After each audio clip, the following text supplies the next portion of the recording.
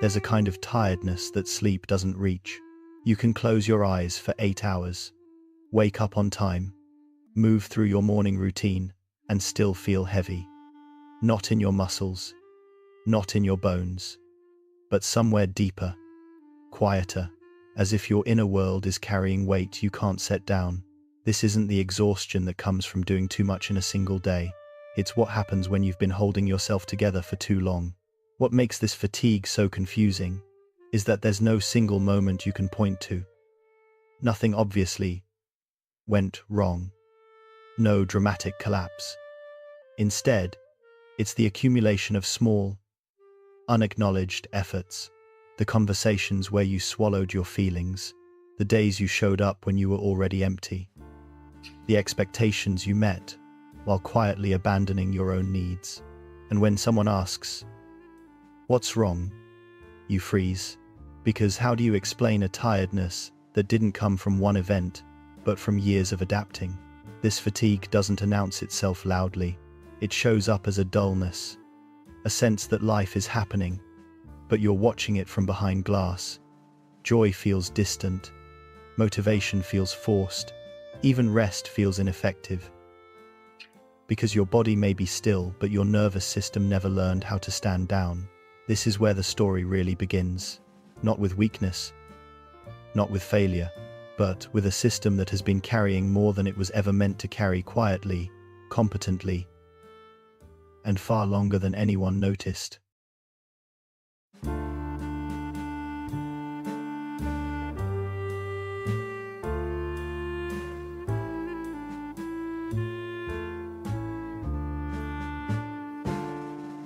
When someone says they're tired of existing, most people hear something far more extreme than what's actually being said. They assume it means giving up, wanting to disappear, wanting life to end. But for many people, that interpretation misses the truth entirely. Being tired of existing is not about wanting to stop living. It's about wanting the noise to stop, the constant pressure to perform, the endless comparison, the expectation to stay positive, productive, and emotionally available, even when every part of you feels overextended. This kind of fatigue isn't dramatic. It's quiet. It lives in the background of everyday life. You still show up. You still function. But inside, there's a growing wish for simplicity, for fewer demands, for a moment where you don't have to explain yourself or hold everything together. What makes this state especially painful is how misunderstood it is. When exhaustion is mistaken for negativity or weakness, people learn to hide it. They minimize what they're feeling. They tell themselves they're being ungrateful. And slowly, the distance between their inner world and the outside world grows wider. So if you've ever thought, "I don't want to disappear, I just want this to be quieter," there's nothing wrong with you.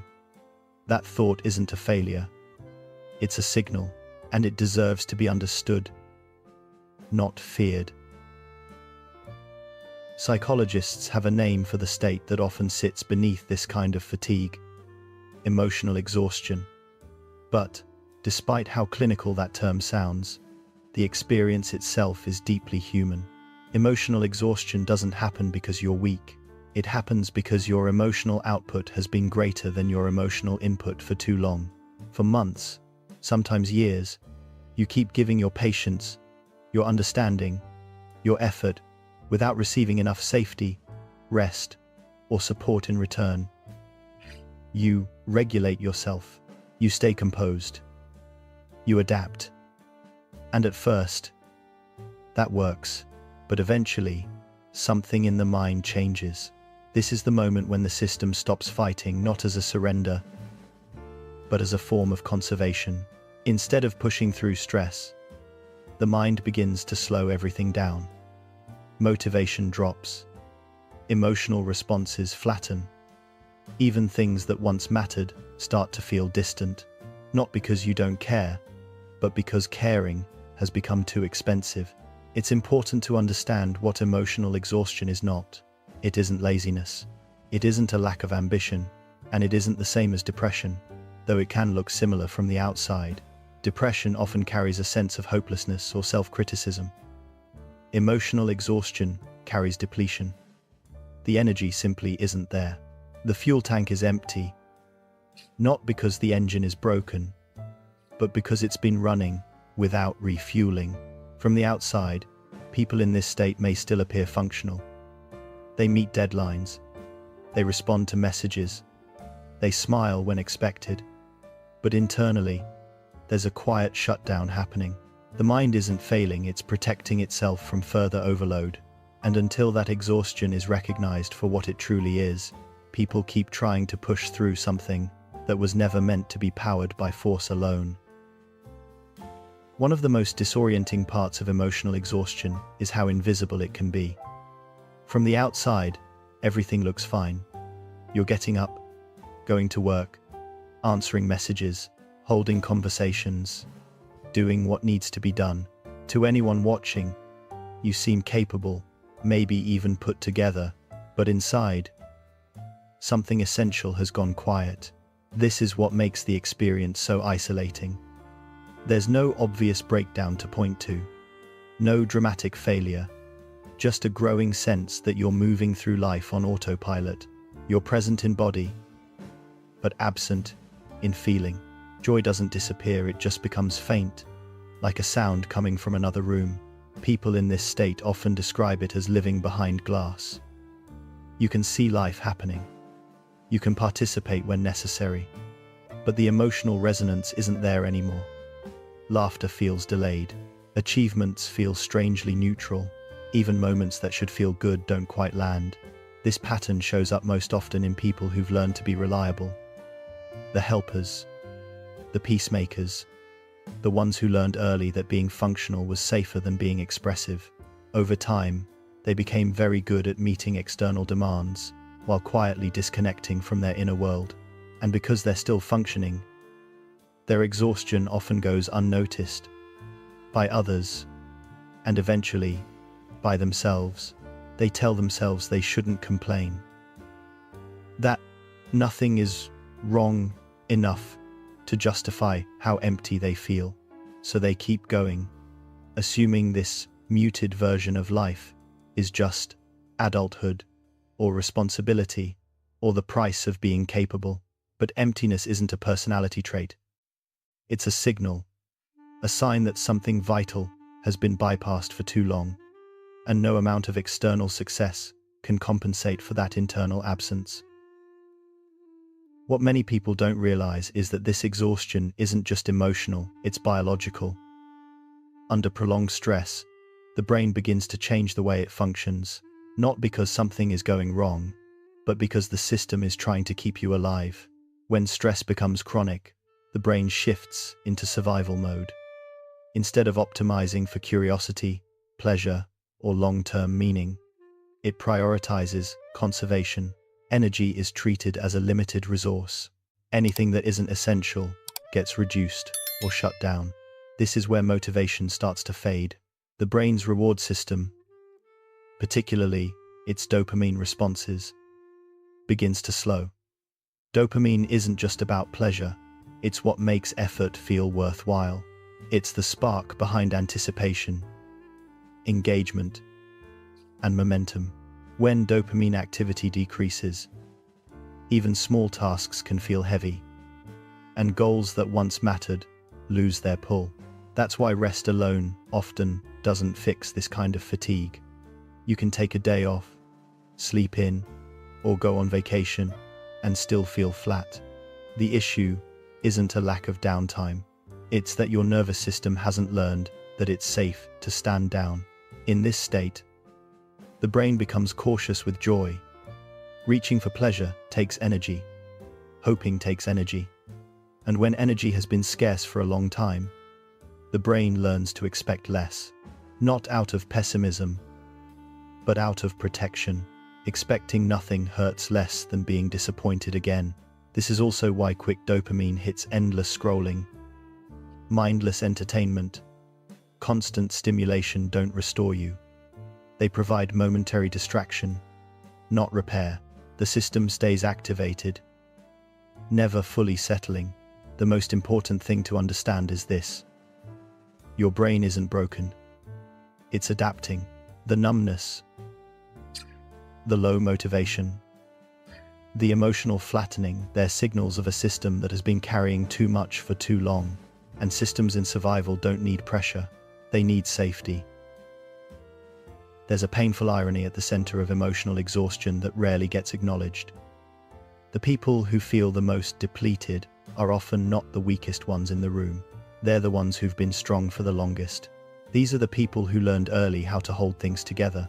They became reliable before they were ready, attuned before they were protected, useful before they were understood. Often, this strength wasn't a choice, it was a role. The child who sensed tension and tried to soften it. The one who stayed calm so others wouldn't fall apart. The one who learned that being easy was safer than having needs. Over time, that role hardened into an identity. Being capable became how they survived. As adults, these people are often praised. They're dependable, thoughtful, emotionally intelligent. They're the ones others lean on. The helpers, the peacemakers, the ones who notice what everyone else needs before anyone asks. But what rarely gets seen is the cost. Strength, when it's practiced without relief, becomes isolation. When you're always the steady one, there's no obvious place to put your own fear, grief, or exhaustion. You learn to manage discomfort internally, to self-regulate, to keep going until regulation turns into suppression, and suppression is exhausting. What makes this pattern especially cruel is that it often looks like resilience. From the outside, it appears admirable. From the inside, it feels like never being allowed to stop, never being allowed to fall apart, never being allowed to say, "I can't do this anymore," without feeling like you're betraying who you're supposed to be. So when these individuals finally feel tired of existing, it isn't because they didn't try, it's because they tried too hard, for too long, without enough support. Their exhaustion isn't a character flaw, it's evidence of endurance. And the work, at this stage, isn't learning how to be stronger, it's learning how to let strength soften, so it no longer has to come at the cost of being human. There's a reason so many exhausted people feel ashamed of their exhaustion. It isn't just personal, it's cultural. We live in a system that quietly teaches us that movement equals worth, that being busy means being valuable, and that slowing down is something you're only allowed to do once you've earned it. From a young age, we're praised for pushing through, for being efficient, for staying productive, even when we're tired. Rest is framed as a reward, not a necessity, something you get after the work is done. But in modern life, the work is never done. This is how rest guilt forms. Even when the body is exhausted, the mind keeps whispering, "You should be doing more." Taking a break feels irresponsible. Sitting still feels indulgent. And choosing not to optimize every moment triggers anxiety, as if falling behind is a moral failure rather than a human limit. What makes this especially damaging is that guilt doesn't restore energy, it drains it further. People don't just feel tired, they feel bad for being tired. So instead of listening to exhaustion, they override it, they push harder. They stay busy, they tell themselves they'll rest later, but later never comes. Over time, productivity becomes a coping mechanism. Staying in motion becomes a way to avoid feeling what's underneath. And the nervous system never gets the message that it's allowed to settle. Here's the paradox most people don't notice. The culture that praises endurance is often the same culture that quietly burns people out. It celebrates output, not well-being, achievement, not alignment. So when rest feels uncomfortable, it's not because you're doing it wrong. It's because you're stepping outside a system that trained you to equate your value with exhaustion. As emotional exhaustion deepens, many people begin to notice a quiet but unsettling shift. Things that once brought pleasure no longer do. Music sounds flat. Conversations feel effortful. Even moments that should feel comforting land with a dull neutrality. Psychology calls this anhedonia, the reduced ability to feel pleasure. Anhedonia isn't the same as sadness. Sadness still feels. Anhedonia feels like the absence of feeling. This state often leads to withdrawal. Plans get cancelled. Messages go unanswered. Social energy becomes scarce. Outfiden, avin, 60, and woke, nomen. Not because people don't care, but because every interaction requires emotional output their system no longer has. Even small talk can feel like lifting something far heavier than it looks. From the outside, this withdrawal is often misunderstood. It can look like avoidance, disinterest, or apathy. But internally, it's closer to self-protection. When the nervous system is overloaded, reducing stimulation becomes a way to prevent further depletion. Silence, distance, and solitude start to feel safer than engagement. It's important to understand this. People in this state aren't pushing others away to be cold. They're creating space to survive.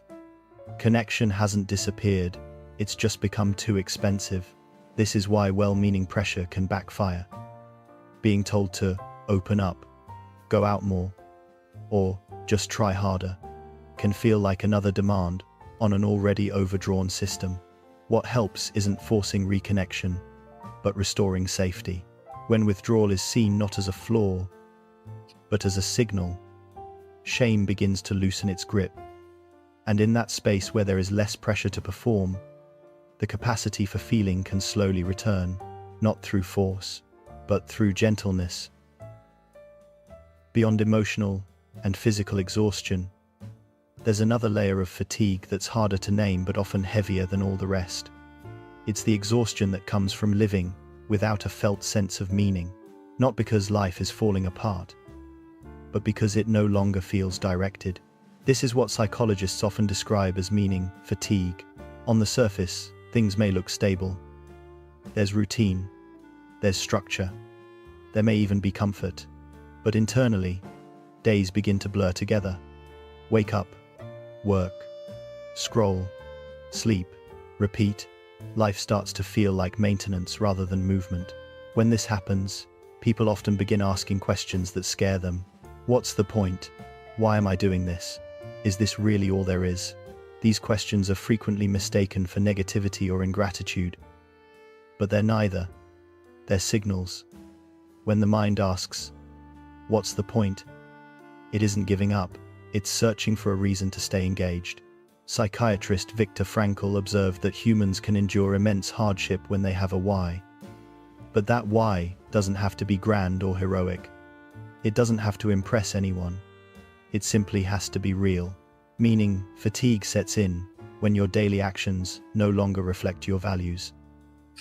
When you're living a version of life that once made sense, but no longer fits who you've become. The exhaustion that follows isn't a failure of gratitude.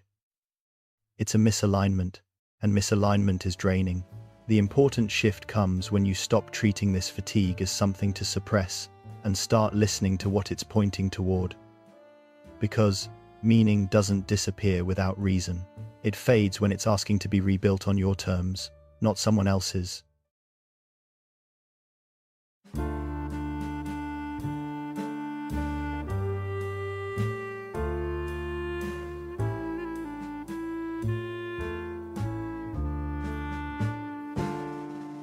What if this exhaustion isn't something to overcome but something to listen to?